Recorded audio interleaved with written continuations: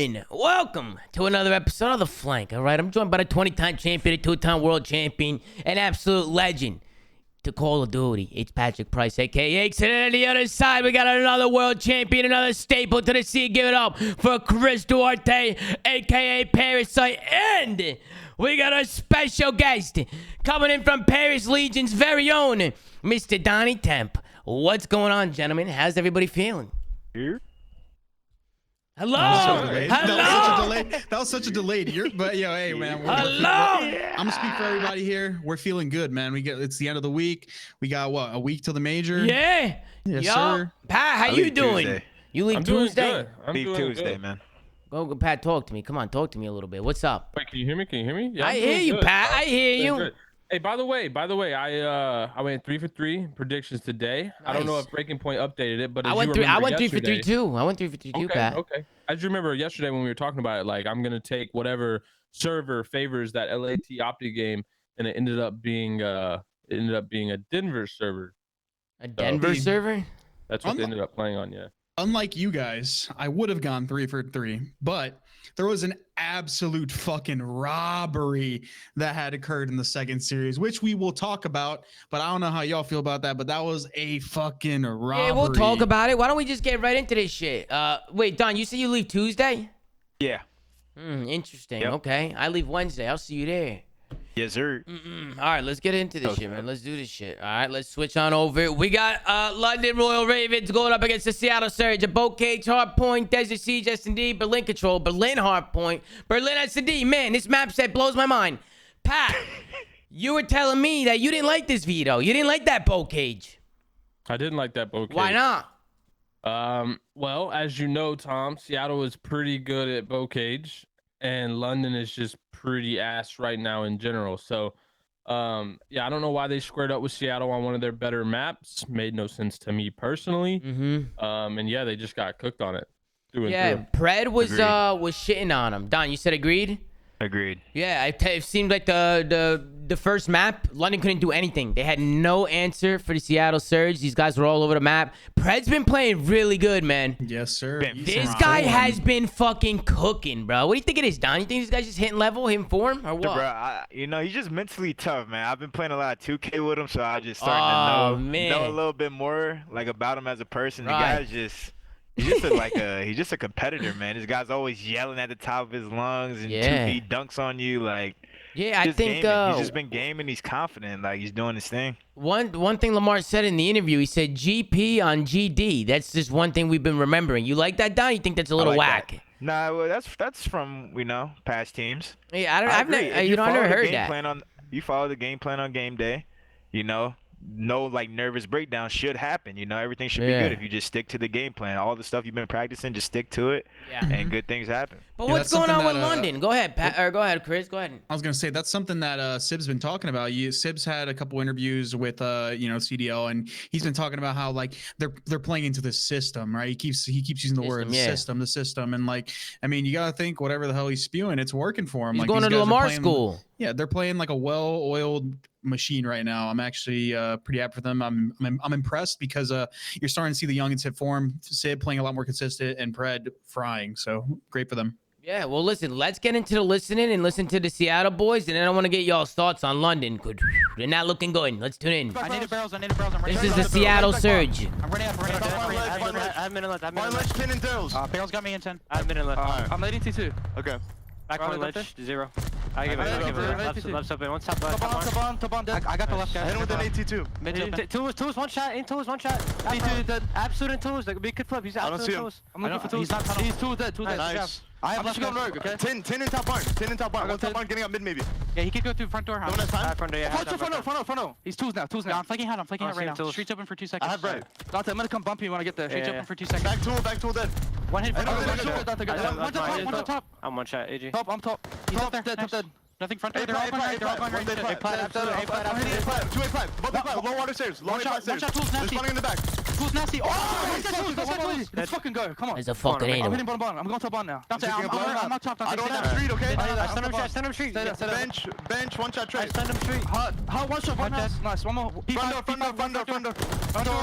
One shot. Trace P5. Okay, Let's one one in the out. back. He's back tower in time. Hear that. They spawn back. I'm just sitting front door in the corner. Front door, one shot effort. I'm going to get AG front door. Front. One more shot. AG corner, one shot. Nice, that shit on. One more. I'm hitting AG corner on me. One more. Dead. Nice. I have back right. One shot. Back right dead. He's so front out. He ran out. Nice, Amir. I'm getting low left. I got time.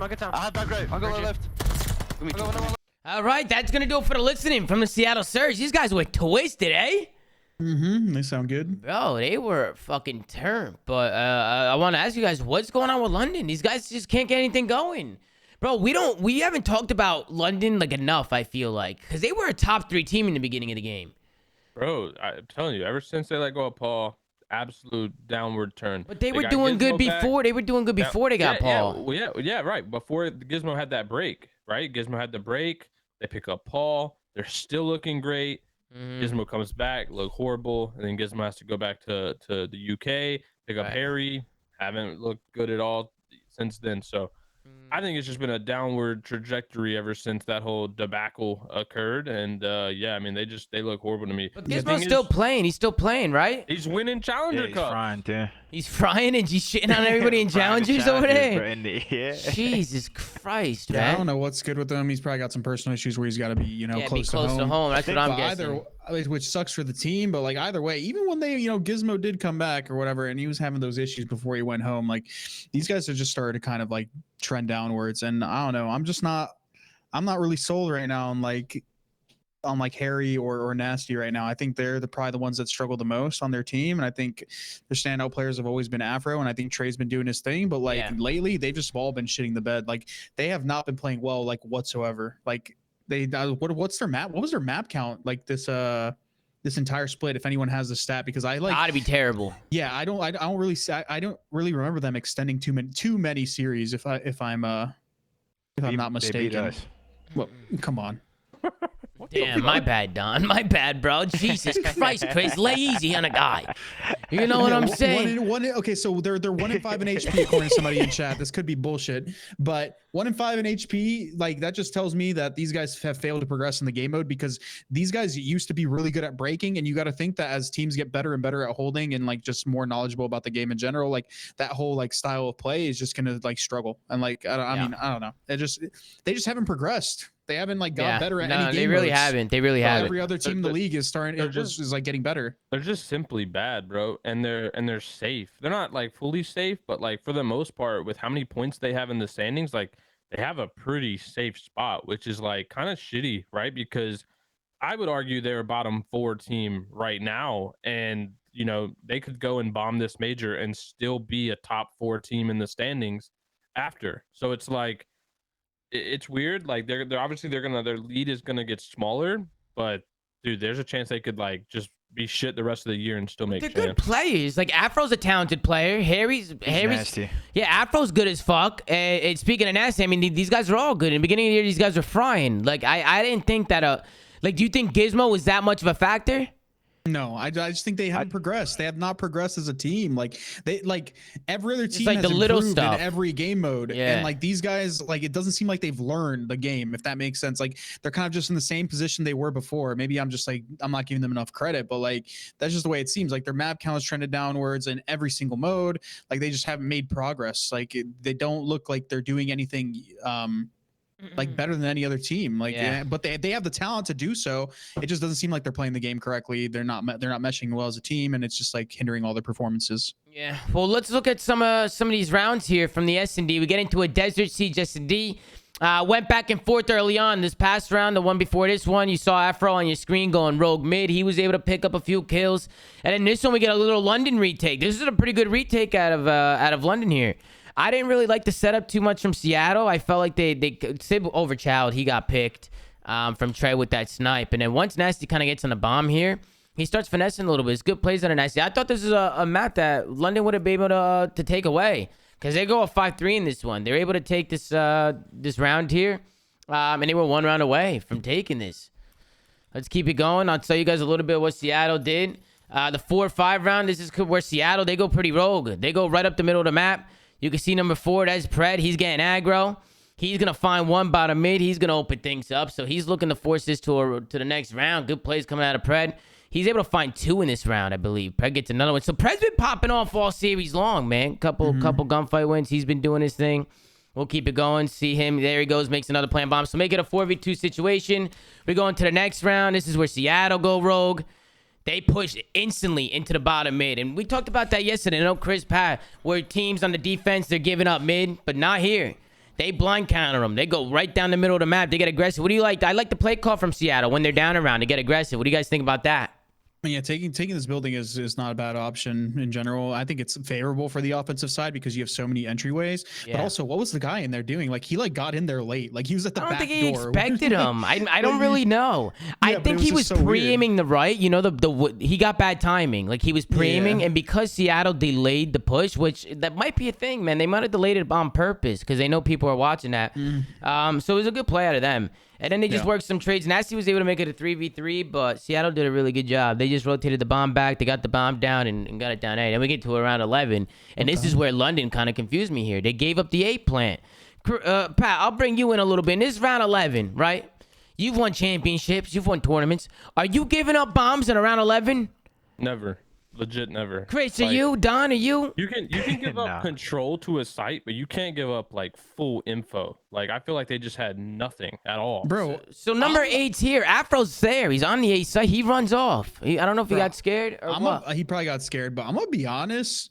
I feel like giving up this A site is just dog shit. Like, I think if you're gonna like stack a site, you're more than likely should be stacking A, because if you get pressure up on A, you basically get mid control as well, right? Like, not the building, but like you get like the courtyard control. And if they go B, like most of the time they're just gonna back up the spawn, so you're already like prepared to kind of like start engaging and pushing through to their base. So like, I just don't understand like why people. I think we talked about it last flank, where I was like, oh yeah, you should be pushing through this like A site if you're gonna like give up a site. Like, I don't know. But I mean, I just feel like with Afro there already, he might as well have just held it and just try to get a kill. He has somebody looking over him, and then he can make the call, and then number 6 and number 5 can kind of rotate over. Number 6 can work a pinch. Number 5 can rotate back, and it could have worked something here. But instead, they just say, you know what? Give him the 8 plan. Try and work a retake. But I fucking hate that. I hate retakes. I just don't know why they did that. So I don't know. Not a good play. Pat, what do you think? What would you have done? It was a horrible play. To be honest, if I'm number 6, I would have flanked immediately. Like, right away. As soon as you get the information. As soon as my teammate calls out, like, I see multiple, I would have made some kind of flank. But he literally just sat there, waited the whole time, waited for bomb to go down, waited for a teammate to die, and then he started creeping. It's like, you kind of got to make a play way earlier than that, no matter what the play is. So they kind of just were sitting there 3v4, scared back A, and did nothing but just waited to die. Yeah. Well, let's get into the next one. We get into a Berlin control, and this is where Seattle was able to close it out. Honestly, London, I just don't think they have what it takes right now. They're just getting blundered. They lost this round, this control 3-0. They didn't win a single round. Seattle just did the usual. On their defense, they were able to hold. On their offense, they worked some kills. They're also playing them on like their best control. I feel like is this like Seattle's best control. I mean, lately it has been nasty at control. They've only lost 1 round of control this whole split. AG kept saying it last night. He's like, best control team in the game, mate. That's actually nuts. Wait, real quick question for anybody else that has stats. I'm not trying to throw any shade over here, Donnie. I'm just trying to use it for comparison. But how many maps did Paris win this series? And because Seattle apparently only won 4 maps this series. Not the series, sorry. This split. Seattle only won 4 maps this entire split. 4 maps? What do you mean he only won 4 maps? They won 4 series. Or 4 series, not 4 series. Yeah, okay, thank God. I thought I smoked too much papaya today. Somebody said maps. Somebody said map. I was asking for map counts. I was asking for map counts. I'm fried. No, listen. No, not Seattle. Not Seattle. Somebody. I was asking for what their map records were for London. Seattle? London, not Seattle. London. Okay. I'm sorry. London are 5-11 map count this series. This stage 5-11. 11. Oh, okay, so that makes sense. I'm sorry. Damn, come on, Chris. Why you gotta keep doing that to Donnie? You're kicking him while he's down. I'm just fucking around. Listen. Breach is actually the worst at 4-10.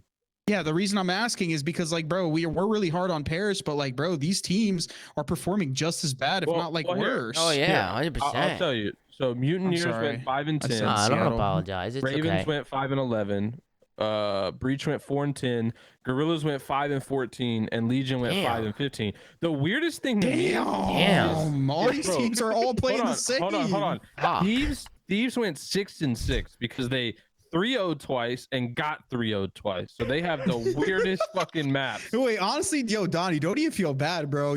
Bro, all these teams are Don, now that I stacked, think about it, you're not even doing that bad. Just as bad as you. Now that I think about it, Don, you guys might not be the You're worst. playing average right now. You know what I'm saying? Poor Don, bro. Poor That's not Don. counting today. So Ravens would have been 6 and 14 then to make it. Okay. Yeah. Well, let's look at the Either way, control and let's see how sheesh. Seattle was able to do this. It starts with Mac. He's able to take a long route here in the offense. He goes around. He's able to find a couple kills. Or not Mac. Mac didn't take the route. Who took the route? It was Dante. He gets to the route. It gets to their side. Mac finds a big two-piece. That's going to open up the gaps a little bit. That's going to buy some time for Seattle to just float on into this point and win the offense. Once they won this, it was pretty much over. Once they were to float on in, London almost won their offense, but Seattle clutched up. They clutched up. They won their fights, and just good plays out of them. Seattle, they blow out London. Really not much else to see here other than Seattle just fucking taking care of business. London, they're going to have to figure something out, man. You think London make a change or what? You think they make a change? They have to. Who do they make a change? They're using their sub. Man, they should loan Donnie out from Paris. They should get Don. Whoa, A loan, a little loan situation. Do a little loan. Drop Harry. Get him back on the pine. I mean, listen, I did the math, okay? Don, all right, listen, Don, even if you win the next event, it's looking slow. I don't think you guys are going to get top 8. You know what I'm saying? So I think the best thing you could do is work for a loan. You know, maybe hit up these guys on the side, Don. The teams that are getting shit on. Give them a little nudge. Like, oh, you need some help? Or maybe work a loan or some shit. You know what I'm saying? I just feel like maybe something needs to happen. So I think London might change. But what would you guys do? Chris, Pat, who would you get? If I'm London? Yeah, if you're London, there's got to be people to get. What about Scrappy? That motherfucker's been frying everybody. No, we've He's already just talked sitting about there. all these players. The problem is, bro, I feel like, and yeah, we can talk about loans, but I feel like any team that, or any player that's already on some kind of team or contract can't go anywhere. Like, so whoever they get would have to be a completely unrestricted free agent, not on a contract or in the CDL. Yeah, so it's when you take that into account, the options are limited as unless fuck. somebody is doing some charity work for London, like it's literally like has to be somebody unsigned. Like there's a lot of players that I would say get, but it's like it's not possible to get them. So they would just have to pick up someone in Challengers who's not on a team. Yo, somebody said in chat, yo, where's Beans, bro? Yeah, that guy's good as fuck, Yo, get bro. Beans, bro. That guy's the Beans, goat, hey, dude. Beans knows what he's doing. This guy Beans, he's a good player. This guy, I'm telling you. He signed to Toronto EU, bro. They would ask. That's for what I'm some saying, sort of bro. Everyone is like signed to something. So to get in the CDO is chalked if you're like on a deal. There's literally been like no buyouts mid-season ever. I feel like there's might have been one or two, but like for the most part, bro, if you're on a contract, you don't just go to another team in a buyout. It just hasn't happened. They might need to sign you, Pat. Yeah, I am free. I don't know. I don't know about that. Wait, you know what I'm saying? Dude, with one week, I would be a problem. That's for sure. A problem? A problem? I don't know. Problem. We need Slayer. for their team. That's what I'm saying. A problem, Don. Like anybody that you put me up against, I'm a problem. Okay. What about Shotzi? You can take down Shotzi? Oh, The Slayer Optic, could easily. Bro, you seen what Krim did I to don't him, think you right? could be Slayer level on a week. Krim had Shotzi on skates. You know what I would do to him? Come on now. All right, Listen, Pat. My bad. Wait, Don. What if you Pat, won the Don, next two Pat. events and went flawless in both stages? Could you make champs? Is that possible? Yeah, I think if we just didn't lose a map for the rest of the year, yeah. Wait, Don, we might have to figure something out there because that's possible. Me and you, that's possible. You are a moron. You know what I'm saying? All right, let's look at the vetoes for the next one, man. All right, we got to get into the next match. We got Boston Breach going up against the very own Florida Mutineers. Listen, Boston trolled this series a little bit, especially this first match. We got a Gav Hardpoint, Bocage S&D, Tuscan Control, Tuscan Hardpoint, Berlin S&D, Pat, Chris, anything you see from the vetoes, anything that catches your eye, anything that pisses you off. Boston got their best maps by far. Yeah. They're praying. Boston are praying for these maps every single series Yeah, they they'll are. ever play. Yeah, they are. They They love this still fucking lost, map. so that's got to be demoralizing. They did get hooked. Yeah, Tony, I felt bad for Tony when he tweeted after the match. He said the lows are very low, you know? It could be worse. It could be worse for them, but I definitely think they've been getting a little unlucky today, especially with what happened in the second map. Or was it? It was the last map, right? Second map or last map? What map was it? With the SC? It was last map. Last map. Yeah, with that, we went round 11. They had to end the game and a whole bunch of bullshit. We'll get there when we get to the map. But let's talk about this map number 1. This is what where they really struggled, man. It went all the way down to the wire. And I think Dave Patty made a very, very good play here in this map number 1. Did you guys catch this? Let's go all the way to the end. Chris, Pat, you there? Yeah. You guys catch the end of this map? Yeah, it was close as shit, and then Reese popped like a 3. Dave Patty made. Yeah, Dave Patty made a fucking good-ass heads-up play. So Boston, they're going to have the lead. They're only 6 points away from winning here at the end of the game. All they need is 6 points. You can see that Florida's going to rotate over to that P5, so they're going to try and hold it. It starts with TJ. I thought with Boston only needing 6 points here, they'd be able to break this. But look at Skies here. Look what Skies does. He gets one on TJ while being tagged from the left. Slides to the tank, takes down Capsule somehow. It just makes absolute plays. You saw that? He shit on him. He's ego challenge. He actually shit on him. Oh, and then I also got to show you guys this P4 spawn. Did you guys see the P4 spawn in this map? I actually didn't watch his first map. I'll go back and show you. I'll go back and show you the spawn. But look at this. Yeah. So then Dave. Skies opens it up later. And then Dave somehow gets around him. He's gonna find 2. Then he's gonna go down. Boss is trying to work trades here, and I think it's Vivid who's able to find 3. Vivid's able to pop 3 here. So Wake gets 2. He goes down. Boston get in there. They're about to win. But this doesn't happen without Skies. Look at what Skies does. Look at the mini map. Look what he's doing. Yeah, he went around. He got up there. Did he pull out a sub? Did he pull out a sub when he died? He could have picked one up. He could have. That's a good ass play if he pulled out a sub. He literally opened it. Yeah, right with a sub. Bang. And then Vivid popped 3. Good plays. Good teamwork coming out. If he doesn't take that route, he probably that probably doesn't go in their favor because he literally took that route, got an opening, which allowed Reese to get up the ramp. And then I also want to show you guys these spawns, bro. It's gonna start here. Look at Florida. They pushed out both. First of all, Big Wake was playing this spot down here. I don't know what he was thinking. This spot right here got to go. Remove this from your game book. Don, what do you think about this spot? You like this spot? No. This shit was hot ass. So he's gonna. It, though. Yeah, I mean, listen, he tried it. How it plays out. Watch. So look how it plays out. So now Skies is gonna look over him, Cliff. He's gonna look over him. He's gonna get tagged because that is never a favorable gunfight here. Never. This Cliff, and he gets shot in the back, laying there. He's just laying in the middle. Then watch this. Watch this, right? Number 6 should be blocking those spawns. Should they not, Don? Should they not? Yeah. Watch this shit. No way, he still spawns back there behind that rock. Look. Oh my God. Unfortunate. Are you seeing this shit? Or if they got spawn P1 or deep. Are you seeing this? P1 or deep. There's no way. That's unfortunate. And then Florida go on to hold this. They hold some time here. Boston, that's big time for Boston, man. That's big time for them. Zinni's over here getting, all these things keep happening to Tony. They keep happening to him. Talking about ping, talking about he spawns. The game had to end the game with a streak. Yeah, how the fuck do you read that? I've never seen that. Every time somebody has pushed that, it's always blocked, and they've always spawned out. Not today. Bro. The Vanguard fucking gods didn't want Boston to win today. Once again. That was unbelievable. They exposed the fake ping, like the inflation ping. Yeah, you think they got mad? Yeah, CDLs. See, I'm telling you, bro. Like they know, they're doing something, bro. They got access to the client, bro. I'm telling you. Man, it's corrupted. It's corrupted, man. Like the government. You know what I'm saying? Let's keep it going. Let's keep it moving now. All right, we got Big Wake. After this first map, we'll take a look at the final scoreboard.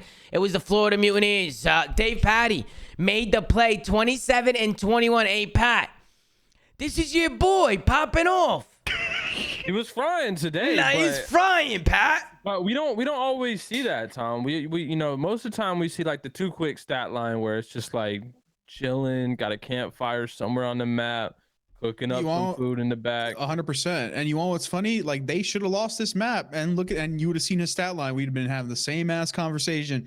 How's this guy fucking positive they're losing? But he made the play. Yeah, no, he did. Give him his flowers, Pat. Say Dave Patty made the play to give him that W there. Say that. Dave, you got your team one map win today, but I still think Florida would be better off picking up an SMG. Give him the fucking I just gave him his flowers today. You gotta give him the flowers. They won the map. Don, give him his flowers, Don. Give him his flowers. Dave Patty. 21 non-traded. We never give Davis flowers, man. We got to give him his flowers. He had a good map. He made a good play. Yeah. I said what I said. He made a good play. Yeah, had a good map. All right. Somebody in chat said 21 non-traded kills. Wait, 21 non-traded on Gavutu is like not impressive. Like a B. That's B. That's a B plus. Like, bro, you're getting away from like the majority of the fucking kills you get. It's a giant map. So we get into the 2-2 round here. We get right into the S&D. We got a boat cage S&D. I always like a little boat cage. Got a little mixy on here. It was Florida who were able to get the first blood here. It's a 4v3 situation, but they don't stay together. Dave Patty's going to get picked in the back. Nero's going to absolutely poop on Vivid right there. Just absolutely takes him out. And then you could just see how everything crumbles for Florida. I just felt like they had the numbers there. Do something together. You know, look how easy they broke it down. I mean, Chris, what would you have done differently here if you're Florida? I feel like somebody needs to come back and help number 2 in these steps and just work trades. What do you think? I mean, I agree with that. Yeah, they should have done something together. They just got picked one by one. Yeah, one by one. You could see it was TJ. It's a good play from TJ to get aggressive. Once they didn't do that, I think Reese should just literally hard play his life until it's like come on guys, come on, let's hit something. But also, like, what the fuck are they watching? Yeah. They're not watching anything. That's what I'm saying. What? Look, it just seems... as soon as his teammates die, they give up the left because they're like, fuck, we got to get towards A, and then the guy left makes a play. Yeah, and that's the thing, man. They get the first blood, and they're just sitting ducks. I feel like they got too scared. After they got the first blood, they played too passive. They got too scared. You know? Pat, you would have done anything different there? What would you have done? The opposite of that, Tom. The exact opposite. Like, play for play, I wouldn't have done I wouldn't copy a single thing. Dude, Pat, thank you for your analysis, Pat. I just wanted I was giving them the flowers. They made a horrible play. That's me giving myself the flowers. Go ahead, Chris. In S&D in general, it's like you once you get a blood, you group up and you get like info on the sites, and as soon as you know the players on the site, you just stack it and trade. Like there's no fucking, it's not rocket science. Yeah. Like, what the fuck? They weren't even looking at anything. They were Reese was in the bottom of the grandma's house looking at air, and then the guy on the steps was by himself. Like, dude. Yep. No. And then look at the play call, the 3-3 round. Boston's on the offense. Look at these fucking guys. They're going nuts. Capsule sliding in through tools. The other two are hitting through mid-map. They're going crazy. This is a strap. Remember when we saw Gunless pop the two-piece, or somebody when people were just running at him down low? I forget what series we were watching. London has done this too before. Yeah, it's an interesting strat to just get super aggressive. Don, you ever do shit like that? Yeah. You definitely hit that bottom of the building. No problem. Hey, take a look at the strat. Just hitting bottom tool, bottom. Look at Capsule going rogue. That's a Boston classic. They've been doing this all year. I feel like it's easy to shut that down, though, Don. It is easy to shut it down, but you don't know what round they're gonna do it. Yeah, it's also pretty easy to get the info. If you just stun mid, like you can anticipate it because you'll know they're like potentially just rushing your front grandmas. But like I think Florida sat back that round, so they just let go. They just had no information like whatsoever. And in this round, I mean, I just don't like this spot from Capsule. I'm gonna be honest. I see people using it. But I mean, people are gonna be checking this now, you know. Like people were using this. A few weeks ago, people started using this. Don, you're a player. People use that spot often now. I feel like everybody's always sitting there. Like if I was a player, I would just be shooting through the wall and checking it, and that's exactly what Florida did. Auto in. And then Nero, he's been doing his thing, bro. Nero's been playing fantastic, by the way. He had I think he had one of his best series today that I've ever seen him have. You think so? At least on this Boston team, yeah, dude, and like. Obviously, I mean, I'm not going to say, like, because Zinni didn't play horrible by any means, but, like, bro, this team, I really feel, relies so much on Zinni having a takeover series. Like, not takeover, I shouldn't say that, but he's got to be one of their better players.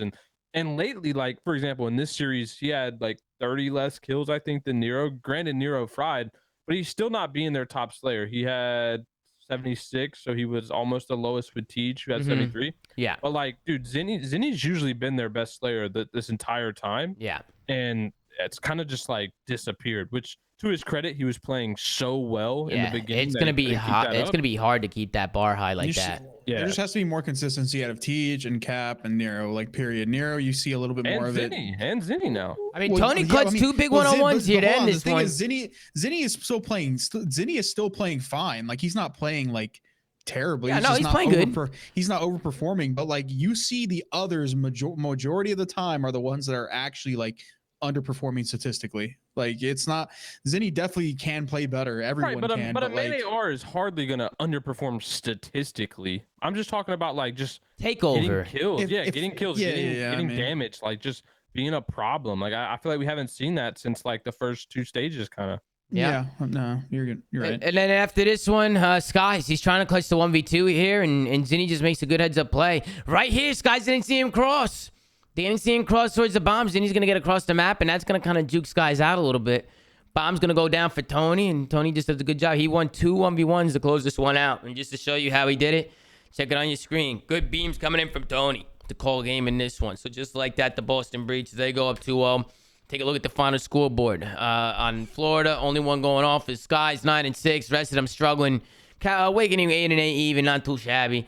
On the other side, Nero, 14-5. I mean, this guy's been just a walking highlight reel for this Boston team. They've been playing really, really well. So, but I also think this just goes to like for like all the league teams, but I think teams are starting to get like we're getting to the halfway point of the season.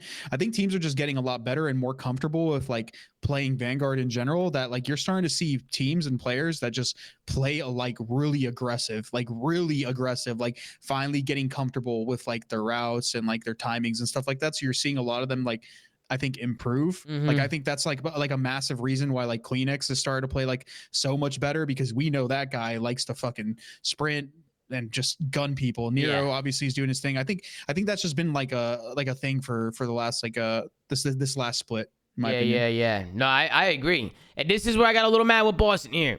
They weren't stacking points, man. Again, it's like, man, right here, dude. Like Tony, get on the point. Get on it. You look, this guy's barely getting ticks. This number 5 should have jumped on the point too. Number 5 should have jumped on the point. There is no reason why 3 guys shouldn't be on this point right now. And look what they do. Look. They play kills. They're looking for kills. They just got the tick now after fucking 15 seconds. And they still don't go. Look how slow it's going up. Look how slow. They can do everything they're doing right now. And it was their only play. I mean, look at the lives. It would have been such a good play to get the stacks and force Florida out, you know, and kind of drain their lives. Win this shit? Nah, Florida popped pieces. They didn't get on the fucking point.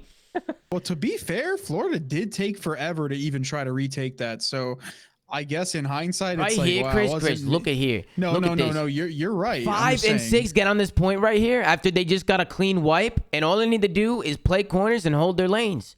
And you know, I don't want to hear this bullshit. Oh, nade. This is what all the pros always say. Oh, nades. First of all, you got a good opportunity here to get 2 ticks and even win the game. And Florida was stacking points, and they were just dodging the nades, bro. These pros can't even hit grenades.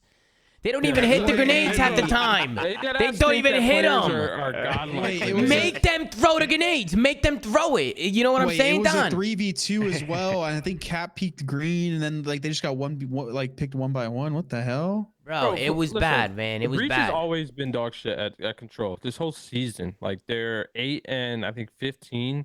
Like they've never been a good control team by any means. So I don't know. No surprise, I guess, for me seeing this, just because when have we ever seen them play better at it?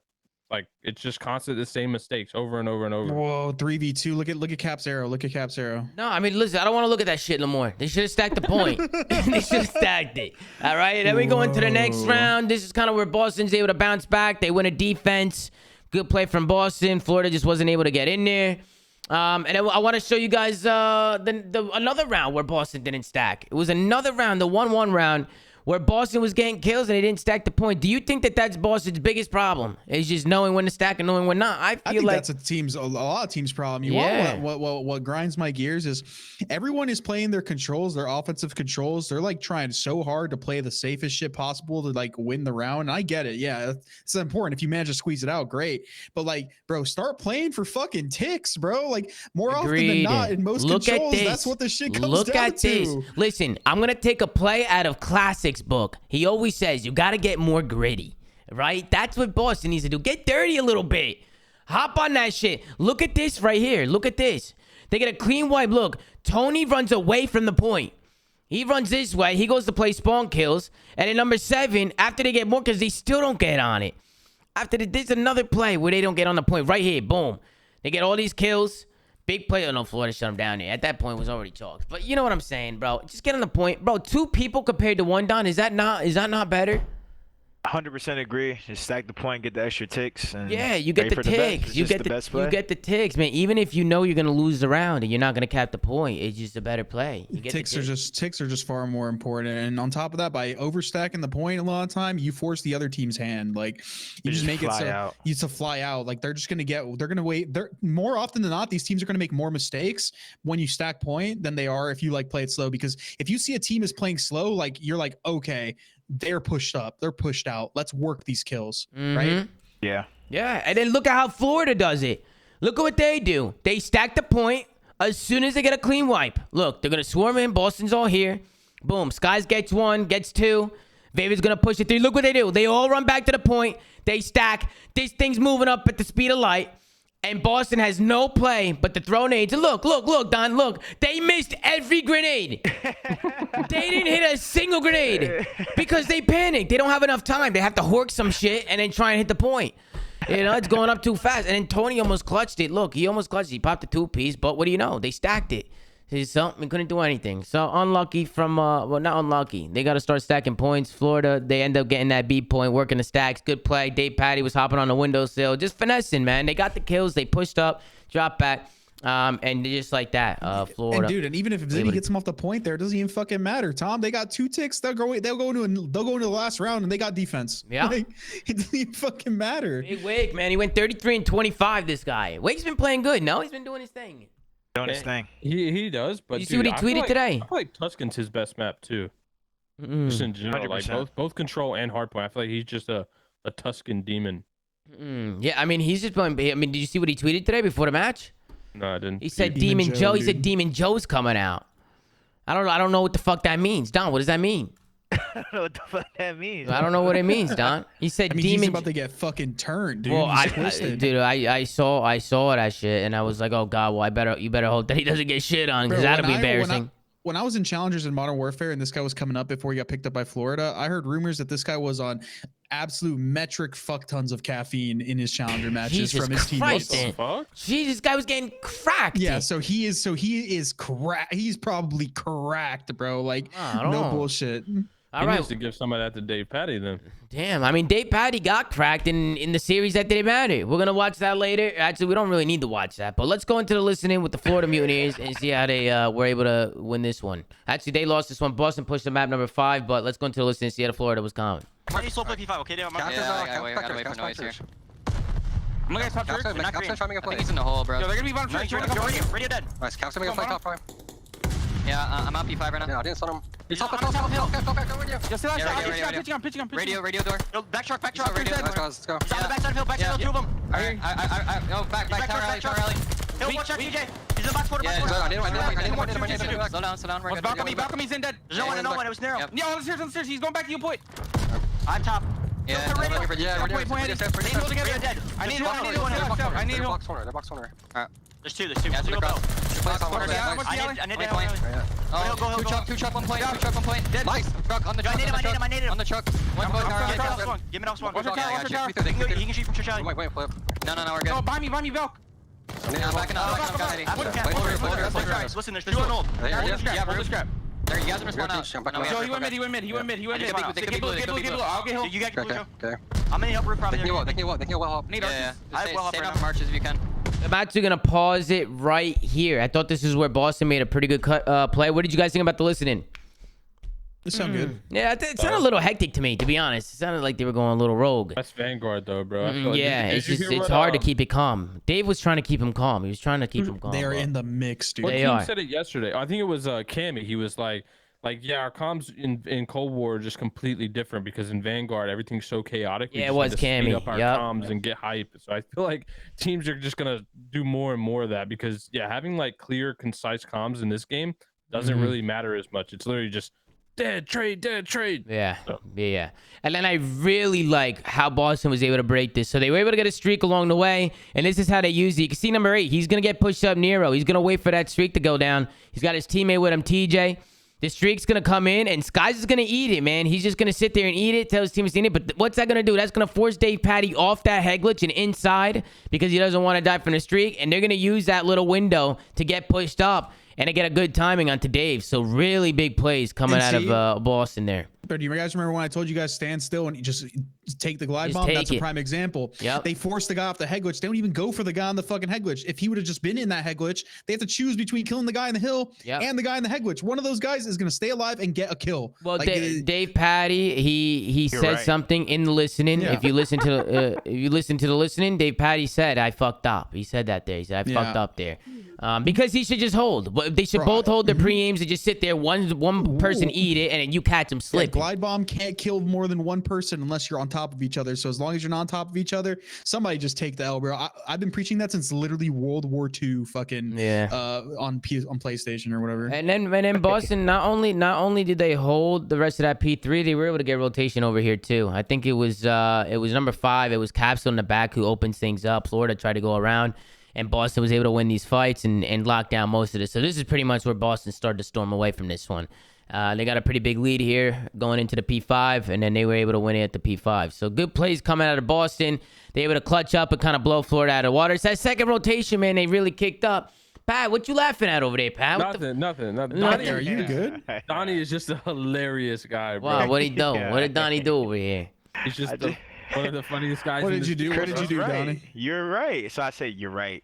Whenever you like the guy just take the glide, you're right. Like, the guy should have just sat there. Bro, they would have had to choose. And Don, be honest with me. Be honest with me, Don. You off the papaya right now? Oh yeah, I'm off. Okay, all right. I figured, Don. I figured a little bit, you know. Take a look at the final scoreboard. Capsule 31-21, doing his fucking thing. On the other side, everybody, for the most part, negative, except for Dave Patty. Only one even. Good tries out of the Florida Mutineers, but now we get into the last map. Is anybody surprised? What about the what? Oh, Dave Patty even positive. Hey, his interactions are fine. His damage was good. I know. I'm just. He was doing his thing. I gotta know how many maps has this guy gone positive instead of negative in the entire time he's been in the CDL, bro. I gotta know. He was doing his thing that map. He has listen, Dave Patty. You know what I'm saying? We get on his ass. That line's always the same. But he's a good lazy.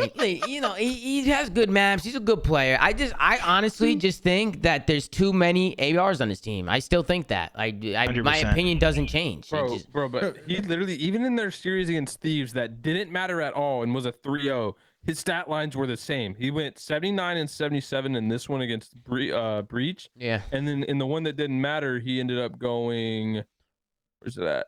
I'm surprised. He has the same stat lines. Like, it could be a 3-0, a 3-1, a 3-2. A 0-3, he'll literally always end up going 70-something and 70-something. But that's the thing. You don't think he has the ability to speed it up? You don't think he can see this stuff? I think he could, but I think he plays on 4-5 or something. Nah, 4? It's 5-4, bro. It's 5-4. Regardless of what he plays on or whatever. That makes no sense. You don't want slower vertical. It's already slower by default. No one's hating on him. No one's hating on him for that. We've made this issue apparent with Florida that we think that they need to separate these guys to some degree. Not to say Dave Patty is a bad player or Dave Patty doesn't deserve to be on this team, but something's got to give with these guys because there's just a level of inconsistency. They got too many ARs, bro. It doesn't matter if they keep Dave or get rid of Dave. Like, I could give a fuck less. Dave is a good player, but we just like to clown on him because it's always the same shit. Like, what? I mean, it happens a lot. There's plenty of players that are good players. It doesn't mean you fit on the team, and I think that's what we came up with is the fact that this team, in our opinion, just doesn't fit well together. Dave Patty could be on any team in the league possibly, but not on a team with three ARs. Yeah, it just doesn't make sense. The roles don't work. I agree. I just don't. I think they're all great players, but they have to figure out the play styles and the roles and all that stuff. If you have to drop one of them, I'm picking Dave to drop over Skies and Awakening. Like, we've talked about this. But then at the same time, Skies and Awakening they've been playing together forever. These guys. Yeah, but they have takeover power. Like, bro, we've seen it with Wake on certain maps. Like, he literally could just take over when you need a game. Sky's super influential. I feel like Dave just plays a role that's a lot easier to replicate.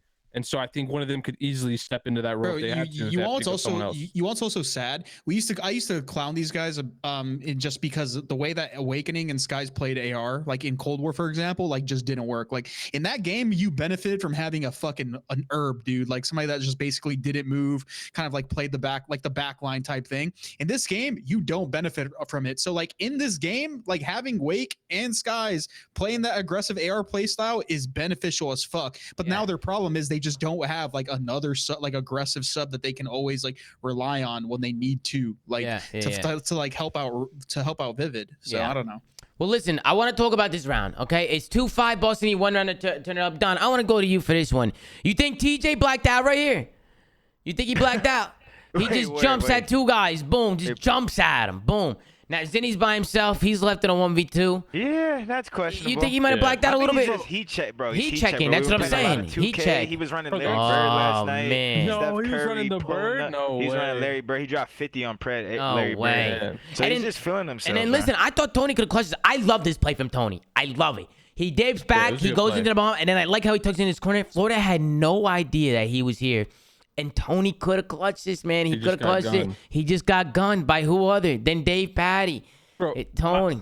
My problem is that, like, yeah, the circumstances going to this round 11 were unfortunate as fuck. But, bro, like, me and Chris are talking about this. They were up 5-2, bro. 5-2. Teach has the glide.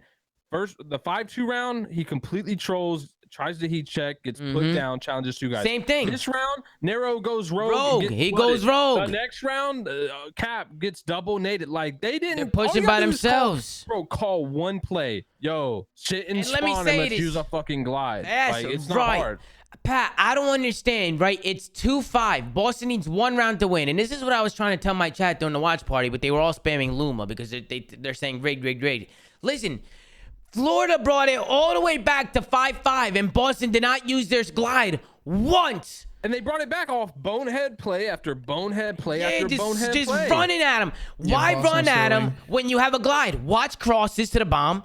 All right, if anything, push out A, force some B side, maybe use your glide and get some information. Use the information from the glide bomb.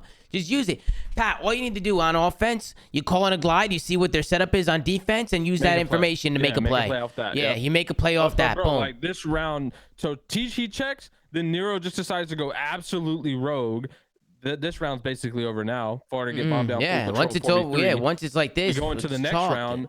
Capsule is rushing a B plant and just gets double nade on the cross, a nade that Florida probably throws every single round. Like, every round. What's like it's a default. It's a default. Just literally sit and spawn. And call the fucking glide bomb. And then what happens? It goes 5-5. We go to around 11. They finally, I'm thinking here, man, are they gonna use it? Are they finally gonna use it? And the game crashes. The game crashes, you know? No bullshit. That's just Vanguard punishing them. And then the fucking game goes out. Well, I don't give a fuck what the circumstances are. What the league called is unacceptable. There is a 0 fucking reason why they couldn't just give this guy a glide bomb. I don't give a fuck if, yeah, there should be a way to save game state if there's this and that. What? It literally would have done nothing to give him a glide bomb, and that would have been the fairest circumstances. It's not like a respawn, right? Where like, oh, it's so niche, like we can't give him a glide bomb and have the accurate amount of points. Bro, it's 1 fucking round. 1 fucking round. Give him the fucking glide bomb. Look at Jay. He can't believe it. Look at Jay. He can't fucking believe it. He's mind blown. That's in the control. The pro and versus Boston. Bro, the thing is, like, in S&D, it's so easy. Like, you know, the circumstances are so easy to replicate. If you're starting up 1 round, bro, yeah, spawn in, build the guy up a glide, and then play the 1 round that matters. Like, it's not a hard thing to replicate. The broadcast can come on when the round is ready, when Teach has the glide. That's when they start, like, they stay on casters till they get to that point, and then they just play the 1 round out. You can block out the fucking scores and just put a graphic overlay of putting 5-5, because it doesn't matter what the score is in the game. Listen, I don't have the rule book on hand or anything like that. I admittedly, even when I compete, I didn't fucking read it, but I'm fairly sure in most rule books and stuff like that, like a lot of these competitions, right, they'll have something where it's like, oh, we have the rights to change the rules if something. This is the scenario where they're This is the scenario where I think, Chris, we've never got streaks or specialists or anything back, and it's never made sense. But the thing is though, this is where those like rules they come into play, bro. Like they should be able to kind of adjust the way things are based on the circumstances, based on having experts read the situation and be like, can we replicate this without it being unfair to a team? And this is one of those fucking scenarios where they could have done it. And the funny thing is, they have done this before in like challengers and stuff like that with like streaks or points or leads and stuff like that. I get it. Challengers is different, but you got to think we play a similar rule set. We sign a similar fucking rule book because we play the same fucking game. It's like, it's just fucking unacceptable, bro. Like this is pathetic. Like any fucking player that actually understands Call of Duty should be able to tell you that this is a 100% replicatable scenario. Yeah, like, no, you're right. What the fuck is this, Don, bro? be honest with me. You ever read the rule book? You ever read that? For me? Yeah, you ever read the rule book or what? Oh, have you read the rule book? Fuck no, I never read that shit. I read the rule I never book. read the rule book, Don. Who the hell reads that? The rule book. I read it. In 2020, I had to read it. I read it. Oh yeah, you read it, Pat? That's good. Yeah, Man, at least somebody fucking read that shit. You know what I'm saying? But look at this round. Look how Caesar finds his first blood. Vanguard, he looks through a fucking crack in the wall. Looks through a fucking crack in a window. He must have poked a little hole through the window. He poked a little fucking hole, and all of a sudden, he makes a little angle for himself. TJ, he's getting caught with his pants down. This guy's going to take him out. That's going to be the first blood for Florida. And I'd like to play from Florida. After they get the first blood, they wrap it back, and they bring it all the way back to A. They were ready for it. Capsule, I think he might have been able to clutch this year. Might have been able to do something. If he would have cleaned up that kill on Dave Patty a little bit quicker, he would have been able to maybe get 2. I think that might have hurt him here. What do you guys think? If he would just use the doorway, he would have killed the guy off the bomb and then been in a like spot to finesse. So like he probably just did. He read the angle wrong with like how he checked the bomb, I guess. Yeah, no, I agree. I think he read it a little bit low. Look at Vivid. He's about to punch somebody. See this guy? This guy's screaming. Jesus. Wait, so this match was the difference of 8 seed, right? Like if Florida didn't win this, who would have got that 7-8 spot? Boston, right? Yeah, okay. So this is a huge match. Yeah, that's the thing that sucks is like it's such a monumental match. Like you can't make a call like this. Like in this big of a game, you just have to use discretion and say, hey, this match matters too much. We need to make sure that it's a perfect replay. Yeah, that's the problem. No, I agree. If it was a fucking useless match or another like whatever, then this calling wouldn't be that big of a deal. But the fact that it's such a influential series, you got to make the right call. Yep. I agree. Let's head into the next one. This is one. This is a big one today. We got Optic Texas going up against the Los Angeles Thieves. Very creative in the maps. Berlin, Tuscan, Boat Cage. Fantastic map set. Chris, Pat, anything at all? Anything in the vetoes that catch your eye? Anything that pisses you off? Maybe J-Cap pissed you off today, Pat. What do you think? I don't know. I'm looking at the vetoes from this series. J-Cap and Shane now. Wait. J-Cap is Shane. I was gonna say, where was the gas for Shane in this series, bro? There was none. Shit. There was no gas. Go ahead, Chris. Go ahead. What were you gonna say? I'm looking at the vetoes from this series, and LA Thieves vetoed Bokage, and I don't know. That's a very different veto from their final series of the day, which was ended up being a tiebreaker. Pat made a tweet about it. He said, in an ultimately meaningless match that they decided to practice their map they never play. He thought it was a good idea. That's a good idea. That's a really good idea. And I think the reason that they pulled out the Tommy gun, he referenced that. They thought it was a solid strategy since looking back at Major 2 Minnesota. When Spark decided to pull out the Volk, they won that event. So, I guess they were just, experimenting a little bit, trying to replicate what some other teams have done. So, yeah. Good shit, Cap. Listen, let's get into this one. This is fucking Berlin Hardpoint, and do we even need to say anything other than Shotzi? Seriously though, like I'm not trying to be like. Honestly, Tom, my tweet summed this map up completely. Dude, Pat, your tweet was terrible. Your tweet was terrible. Wait, you didn't see the right one. Which one was it? Which one was it, Pat? I'll link it in the chat just so you have it. Hold on. Yeah, link it in the chat, Pat. Let me. It's in the chat. It's in the chat. Let me see what's going on here, here, Pat. This kill streak was disgusting. I think this completely sums up. We're gonna watch this whole streak. We're gonna watch the whole thing. But let's see your tweet here, Pat. Let's see what's going on. Shotzi versus Crim 6.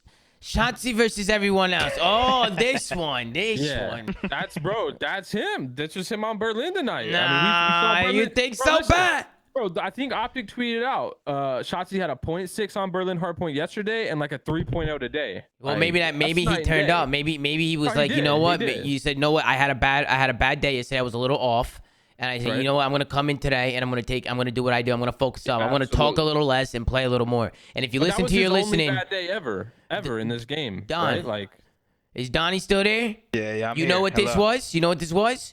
He was blacked out. He was blacked out the whole time. But the difference is he was getting kills. He was blacked out, but he was working. Display, bro. Go See ahead, this play where comment he on it. ran Go through ahead. the front. Like, I feel like some bad, like, worst teams in the league, they're like scared to make that play. They think it's like a kill horde, but like, if your teammates stay alive in the back, look how far they start spawning. Like, they start spawning literally in P4, in the side of P4, and he can make this play because his teammates are staying alive. Obviously, like, once he got the opportunity, he has a 12 kill streak. His team, if his team died in the back, look at number 3. Look where number 3 can get spawned. They can't watch him. They can't contain this guy. They have no idea where he is. Every time he gets a kill, they have no idea where he went. If his team died in the back, he would have looked like a fucking. He would have looked like the worst obviously. player in the game, but they stayed alive. Yeah, exactly. No, that's a really good play because not only it spawns him out, but the thing that Shotzi's good at, this is an actual skill, and it's a skill that is like even more important in this game, and like a game like MW because of the map design, is just making yourself impossible to call out. Like, you'll get a kill and then like you'll take a route that is literally impossible to call out, and like you'll be like, oh, he's here, but he's not there. Like, he's gone. Like, he's so good at it, and he's always been good at it. That's like been his strong suit. That's why he's always considered a ratty player. Yeah, no, he's just hard to kill. He's hard to track. You can't track him. Yeah. No, he moves good. And I think tac sprint helps that, right? Like, you're able to get in and out of something so much faster than you usually would be able to. Like, bro, he was getting kills and then traversing to a completely another room on the map in like 2 seconds. I kind of like that though. You can't track that. I like that.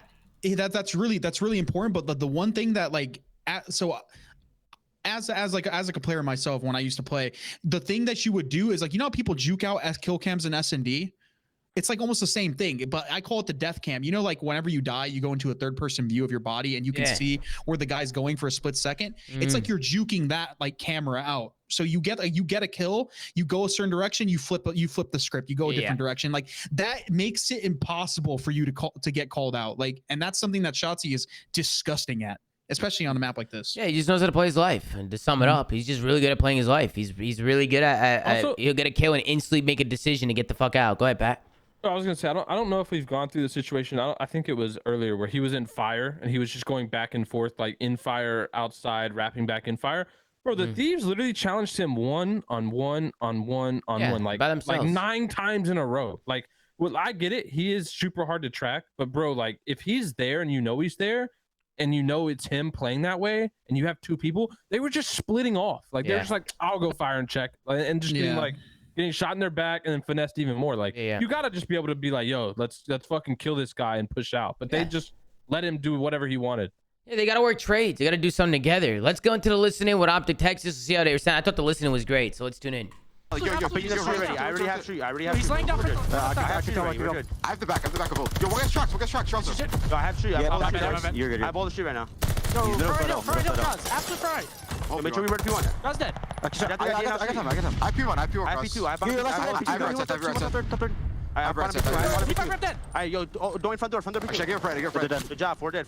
Yo, bump it into Maybe right. There's a P5. I can work this. P5 draws. There's a P5. Absolutely. Let's see about work that. Just work your right. Watch your right. One guy's there's a P4. I'm going right here. Who's here, right? No, there's that. One more. Yo, there's a P5. There's a P5. Nice, shit up. I'm absolute. I can't get down. P2 me one shot. Right side. Yeah, I'm already good box. J-time. Start showing. I don't know there's got P2 it. Use one shot. Yo, Kenny dead. What is P2 in the rest of P2? I'm on a 5. Dubstep Dubstep. Yo, only one on the dress. Right, Otter maybe? I don't know, you want. Or Secret, maybe. Yo, yeah, responding. I'm gonna try to circle this last time. We hit Otter. Where do you go? I went. Get this out. No, Fred, no, Kenny dead. Remember dubstep. He's in new. One's in new, boys, go left. Yeah, use that glass. Alright, last one is He's really quick in new. I'll get score. Yeah, yeah, my bad. You're good. Yeah, one's in time, envoy. Yo, they're playing a tight setup. Wow. All right, so what did you guys think about the listening? They were cracked, these guys, man. I like it. These guys were turned up. They were calling everything, where they're spawning, what they're looking at. Just working well with each other, man. Really good plays coming from the Optic boys. Their comms have always been good, though. No, they do always have good comms. All I know is Dashy was chilling this map, bro. Fucking, it's second rotation. Dashy has 6 kills, and Shotzi has fucking 4 times this man's kills. Yeah, Chachi took a page out of Dave Patty's book. What he was able to what he was able to do in this map was insane. Not Chachi, I meant Dashy, my bad. And we could take a look, man. We could take a look at the final scoreboard here when it was all over. See the boys getting hyped. Take a look. Shotzi 42 and 17. The next closest to him was Scump at 25 and 20, which is nuts. What happened, Don? Virtuosa. What the hell is that? Great game, man. This guy just did it all. Yeah, he did everything. Can't play much better than that. He had 35 non-traded kills. 35. Man, Don, I was saying it though. All those flank set shots he was hitting, I ran so he could fly. You know what I'm saying, Don? Don, remember what happened in the 1v1 in the All-Star game? What happened in the All-Star? You remember, Don? You guys are Pat, Chris. You remember what happened in the All-Star game? You remember? That 1v1. That 1v1. You had your way. Come on, I had my fucking way. I had my way. There's already a Shotzzy emote, a 42 and 17 Shotzzy emote. Are you? Who? Who about? In your chat. Really? A little bit. Yeah, What I see it right fuck? there, dude. Jesus Christ, this guy made an emote already after the map. My God, this guy's different. What the? Who made that? Somebody must have made that for him. You know what I'm saying? All right, Immediately, that fast? immediately, that quick. I guess Damn. so. How much shield time did he have? How much shield time did he have? Let's take a look here. He had 5 seconds. Oh no, that was average hill time. 48 seconds. 48 seconds. Yup, 48 seconds. Not bad. Not too shabby. He was doing his thing, man. He was doing his fucking thing. Let's get into the next one, man. We get into the S&D. I'm gonna bring us right to the 1-1 round. All right, this is where Scump, the 1v2 situation, and look at what the King had to do here. The King is not dead, folks. He's still clutching 1v2s. He's gonna get one hit, slide the corner, boom, shits on him. And you can see the Optic boys. That's gonna give him a little bit of momentum. Good job. What did you guys think about that? Good plays coming out of Scump. It was solid 1v2. He's 1v2. He's doing his thing, doing his fucking thing. Don, what's the problem, Don? Why you always giggling? How much fucking papaya you smoking, Don? Bro, what are you talking about? How much bro? I'm fucking just papaya you chilling, smoking, bro? I didn't bro? even say nothing right there. You know what I love? You know what I love after that? You know what I love after that? Calling you out, yeah. My bad. You know what I'm saying? Listen, after that, he clutches the 1v2. Opt to get aggressive, man. It was Pro Loot who's going to pounce on him. I feel like it's a good play, and I don't know what you guys think, but this is what I was saying before. After you have a clutch like that, where it's a round that LEDs probably should have won, stepping on that gas pedal and coming out aggressive in the next round is a good play. What do you guys think? I feel like you just ride off that. Yeah, no, because they could be losing full after that clutch. Yeah, you don't want to let them breathe. You don't want to let them breathe and shit. So I feel like playing aggressive after that was good. You're going to make me lose full.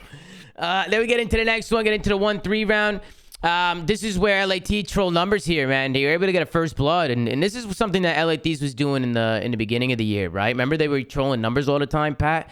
Every round. Yeah, absolutely. They were always trolling numbers, and they just had a hard time just working together and working picks. And I don't know where exactly it went wrong. Like this spot from Octane, I just don't know if it's the best spot.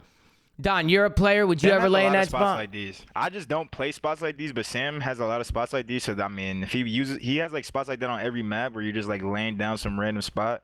Yeah. So it has to be working for him if he just keeps playing like that, you know. So they killed one guy. Yeah, it's unnecessary. It's unnecessary. No, he's kind of a sitting duck. Spot, you don't have to play a cringe spot whenever you're up man advantage. Right, just agreed. Play a confident setup. I would just go to a heady. Yes, what I'm saying. Yeah, see some. Play a confident setup where you're actually getting information. Like, bro, they just let a guy run up the street. And look at the play from Prolu. Look at the play from Prolu here. He's gonna get a kill, and then he's gonna dip and dive into a closet I've never even been in before. This is a little closet that I didn't even know was fucking up there. There's all kinds of doors and fucking rooms in that building. He's just going to play his life really well. So really good plays coming out of Prolu. And this is kind of where Optic's starting to weigh a little bit. But listen, LAT started to bring it back, man. They're going to work a fast A. They're going to get that first blood and get this bomb down. That's going to secure this next round. And then that's when Zach countered wallbang them. Yeah, he did counter wallbang. Here, let me show them that. Show them the little counter wallbang. Good job, hey Don. Hey, good job, man. Good this job. Is when I started watching. No, this is when you started watching right here. Yeah.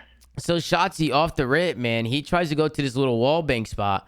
You can see Shotzzy trying to hit it, and Draza wallbangs him back. And I don't even know where he shot him from. He was from the stairs on the left. Look at number 2 on the meme map. So he had a pretty good angle. Yeah. I'm guessing he just shot where the bullets were coming out the wall. I think he just knows. I think he knows the counter. So really good heads up play out of Draza to clutch that one up.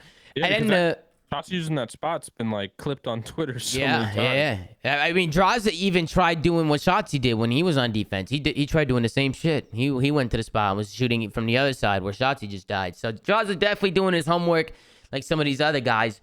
And then we go into the 3-4 round, and Kenny with the 1v3. Did you guys catch this? Yeah, it was a good 1v3. I think Optic trolled a little bit here. I don't know what you guys think, but a lot of 1v1 chows here. I'm sorry. You can see how Octane, he's going to try and do something. He's going to go down. And then Kenny, he's going to start with Scump. He's going to get taken out. Shotzi goes in next. And then Prolude's like, Jesus Christ, come on, guys. What the fuck? Wait, what the? What the hell? We're going to go back. Somebody take over before I start dying. The time you go, baby. All right, we taking over here. So look, The this freeze series, 1v3. like Kenny 1v3, but honestly, LA Thieves in their current form is just no match for Optic. What do you guys think? I kind of want to question that, like, because I just don't ever see Thieves being able to beat Texas. I don't know how These you are guys still feel. ass, But bro. then they like, just sorry. beat them at the pro-am? Yeah, they did. That was the pro-am, Don. Nah, come on.